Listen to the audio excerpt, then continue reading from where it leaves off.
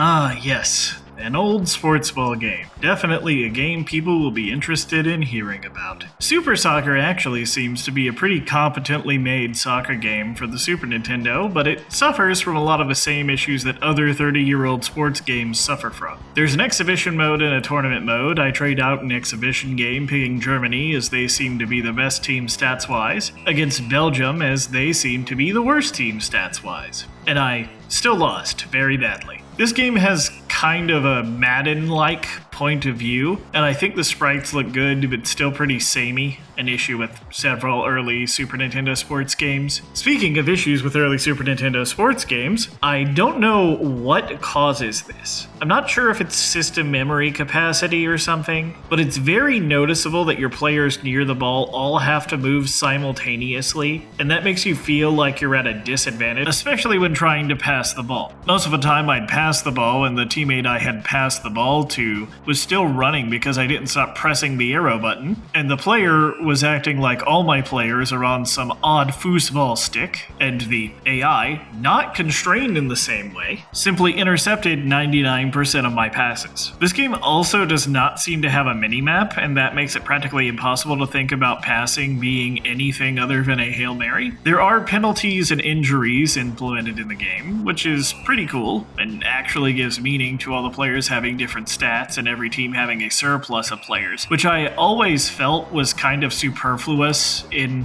most of the sports games I've played up to this point. I will admit, I don't actually know what causes a penalty, as I didn't commit any, but the AI committed a few to my players. I know that I just complimented the stat system briefly, but I will say I'm not exactly sure what each of the stats mean, as they're very vague, like offense and defense. And honestly, I'm not sure trying to figure out what those stats mean would teach us anything useful, as much as a video reviewing an ancient soccer game could be useful. This game feels way better to play than World League Soccer, its only competition on the Super Nintendo up to this point. None of the vague physics that I criticized in that game really exist here. Everything actually feels like how I would expect it to, and none of the results of any kicks I made frustrated me beyond making me feel like an idiot because I'm not actually good at playing the game. If this game had a minimap and I actually understood soccer beyond kickball with foot, I might actually recommend you try this game because it feels like the best put together sports game I've played up to this point, on par or slightly better than the best golf games I've played and John Madden football. Definitely the best sports game experience I've had in the past couple of weeks. If you like this video, please like it, and if you like the idea of spending more of your time listening to me ramble about every Super Nintendo game in release order, please subscribe to my channel, as that's exactly what I do here. In the next video, we're going to be talking about Arcana, a dungeon crawler that I've managed to somehow not play throughout all of my RPG-obsessed childhood. So hopefully it's good. I'll see you next time. Have a good day.